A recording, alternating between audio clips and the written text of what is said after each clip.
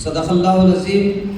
رب اشرح لي صدری ويسر لي امری واحلل عقدۃ من لسانی یفقهوا قولی. یا رب العالمین علم لنا ما علمتنا انک انت العلیم الحکیم. سلام اس پر کہ جس نے ٹوٹے ہوں کو جوڑا، بچھڑے ہوں کو ملایا، اونٹ کے چرواہوں کا دنیا کا امام بنایا، جس نے انسانیت کو معراج انسانیت تک پہنچایا، جس نے دل کی دنیا بدل دی. خاتم النبیین احمد مصطفیٰ دائی اعظم محسن انسانیت محمد صلی اللہ علیہ وسلم. جناب محترم محمد اظہر الدین صاحب امیر الخا جماعت اسلامی ہند حلقہ تلنگانہ، جناب محمد حافظ رشاد الدین صاحب نائب امیر الخا جماعت اسلامی حلقہ تلنگانہ و جنرل سیکریٹری نظماء ضلع، امراء مقامی، ناظمات ضلع و قابل احترام ارکان و کارکنان، السلام علیکم ورحمۃ اللہ وبرکاتہ. عزیزان گرامی، میرا عنوان یہ ہے اخلاص و للہیت کامیابی کی ضمانت. یہ ایک ایسا عنوان ہے جس سے انسان کی دنیا و آخرت دونوں کی کامیابی کا دار و مدار اسی پر ہے. یہ ایک ایسا عنوان ہے جو انسان کے ہر عمل سے جڑا ہوا ہے. یہ ایک ایسا عنوان ہے جس پر اگر ہم شعوری طور پر اس کو سمجھیں تو یہ انسان کی پوری زندگی کا رخ تبدیل کرنے کا ذریعہ بن سکتا ہے. عزیزان گرامی، جو میں نے سورہ قیامہ کی آیت نمبر 5 تلاوت آپ کے سامنے تلاوت کی ہے، وَمَا أُمِرُوا إِلَّا لِيَعْبُدُوا اللَّهَ مُخْلِصِينَ لَهُ الدِّينَ حُنَفَاءَ، اور ان کو اس کے سوا کوئی اور حکم نہیں دیا گیا. اللہ کی بندگی کریں، اپنے دین کو اللہ کے لیے خالص کریں، نماز قائم کریں اور زکوٰۃ ادا کریں. یہی بالکل صحیح درست دین ہے. اب سوال یہ پیدا ہوتا ہے وہ بالکل صحیح درست دین کیا ہے؟ یہ وہی دین ہے جس کو اللہ تعالیٰ نے مختلف زبانوں میں، مختلف علاقوں میں اپنے انبیاء کے ذریعے سے وقتاً فوقتاً بھیجتا رہا، اور اس کی آخری اور مکمل شکل حضرت محمد صلی اللہ علیہ وسلم پر پوری کیا. عزیزان گرامی، دین کو اللہ کے لیے خالص کرنا. اب سوال یہ پیدا ہوتا ہے کہ خالص کے معنی کیا ہے؟ خالص کے معنی پیور کے ہیں. اس میں کسی قسم کی آمیزش نہیں، اس میں کسی قسم کی ملاوٹ نہیں. اخلاص کا مطلب یہ ہوا کہ انسان کی زندگی کا ہر عمل، اس کا ہر کام، اس کی ہر قربانی، اس کی ہر کوشش، اس کی ہر جدوجہد صرف اور صرف اللہ کو راضی کرنے کے لیے ہو. اس کے اندر کسی قسم کی ملاوٹ نہ ہو، اس کے اندر کسی قسم کی آمیزش نہ ہو، اس میں کسی قسم کی ریاکاری نہ ہو، اس کے اندر کسی قسم کا نام و نمود نہ ہو، اس کے اندر کسی قسم کی کوئی دنیائی مقصد نہ ہو. اللہ تعالیٰ قرآن مجید میں فرماتے ہیں ان صلاتی و نسکی و محیایا و مماتی للہ رب العالمین. میری نماز، میرا جینا، میرا مرنا، میری قربانی، تمام مراسم عبودیت صرف اللہ کے لیے. اس کو علامہ اقبال رحمۃ اللہ علیہ نے فرمایا کہ مٹ جائے گا جہاں سے گناہوں کا تصور ہی، جہاں سے اقبال مٹ جائے گا گناہوں کا جہاں سے تصور ہی بھی اقبال، اگر ہو جائے یقین کہ اللہ دیکھ رہا ہے. دل پاک نہیں تو پاک ہو نہیں سکتا انسان، ورنہ ابلیس کو بھی آتے تھے وضو کے فرائض بہت. اقبال نے توڑ دی تسبیح اسی لیے کیا گن کے اس کا نام لوں اس خدا کا جو بے حساب دیتا ہے. عجب ہے نماز عشق کا، نماز محبت کا سلسلہ اقبال، کوئی ادا کر کے روئے، کوئی خزا کر کے روئے. عزیزان گرامی، اگر کوئی کسی کو نہیں دیکھ رہا تو ایک آنکھ ایسی ہے دنیا کے اندر، ایک آنکھ یہ ہے کہ اس کو دیکھ رہی ہے، اس کا عمل جو ہے اللہ کے لیے ہو۔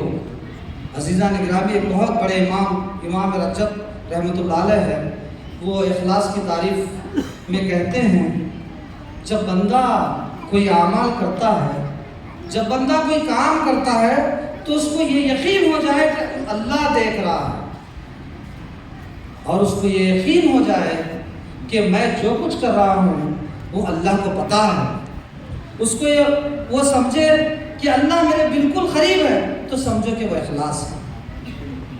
اگر یہ چیز کسی بندے کے اندر ہوگی، یہ چیز کسی بندے کے اندر پائے جائے گی، تو وہ نیک اعمال کرے گا، اپنے آپ کو برے کاموں سے بچائے گا۔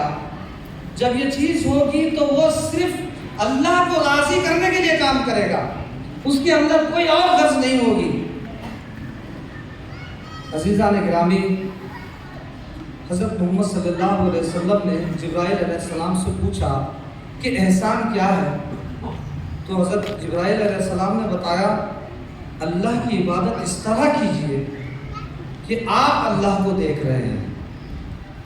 ایسا اگر یہ کیفیت نہ ہو تو اتنی ضرور ہو کہ اللہ آپ کو دیکھ رہے ہیں۔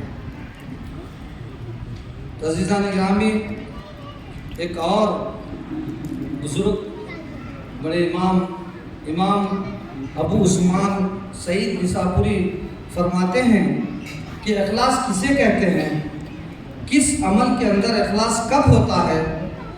وہ کہتے ہیں کہ جب 4 چیزیں جس عمل کے اندر پائی جائے تو سمجھو کہ اس عمل کے اندر اخلاص ہے۔ وہ اخلاص کی پہلی علامت کو فرماتے ہیں، جب بندہ کوئی عمل کرتا ہے تو اس کا مقصود صرف اللہ کی رضا ہو، اللہ کی نافرمانی سے اپنے آپ کو بچائے۔ اگر یہ کیفیت اس کے پاس ہے تو وہ اخلاص ہے۔ جب وہ بندہ اللہ کی رضا کے لیے کام کرے گا، اللہ کی نافرمانی سے بچے گا۔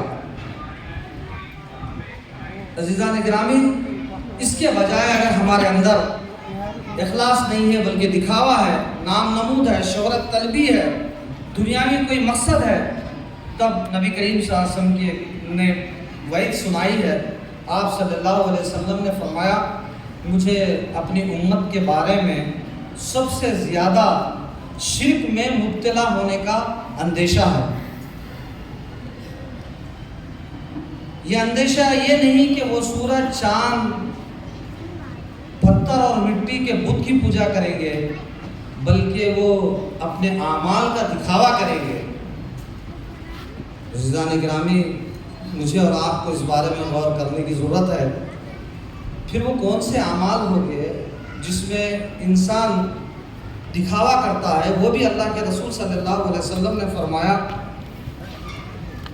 اللہ کے رسول صلی اللہ علیہ وسلم نے نشاندہی کی، جس شخص نے نماز پڑھی، روزہ رکھا، صدقہ کیا، لیکن اس کا مقصد محض دکھاوا تھا، تو اس نے اللہ کے ساتھ شریک ٹھہرایا۔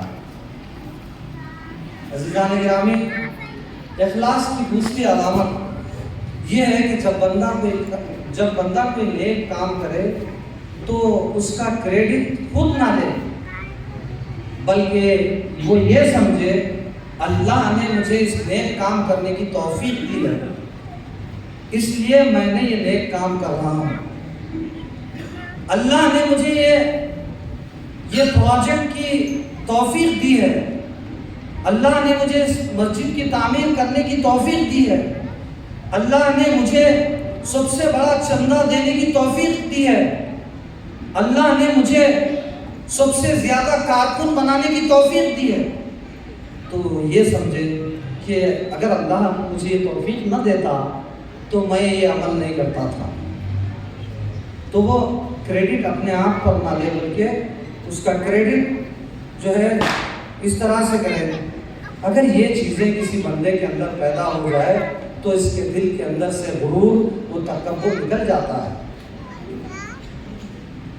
حضرت عمر رضی اللہ تعالیٰ کی دور خلافت کا زمانہ ہے، قادسیہ کی جنگ کے موقع پر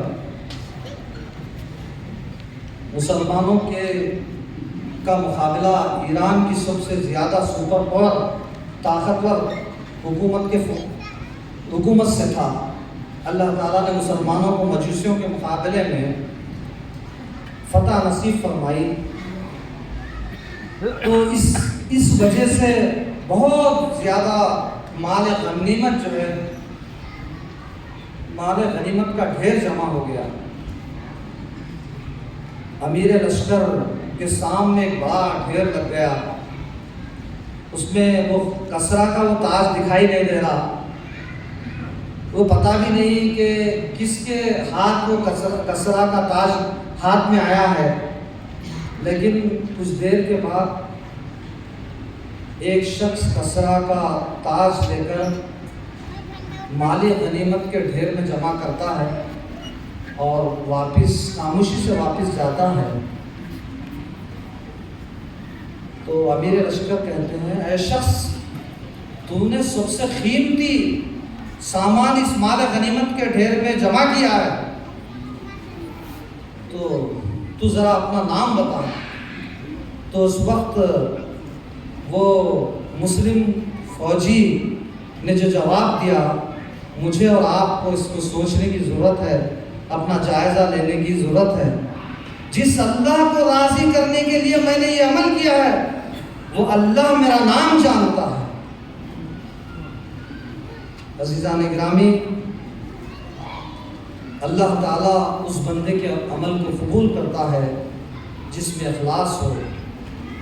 آپ صلی اللہ علیہ وسلم فرماتے ہیں، اللہ تمہارے صورتوں اور مالوں کو نہیں دیکھتا، بلکہ اللہ تمہارے دلوں اور اعمال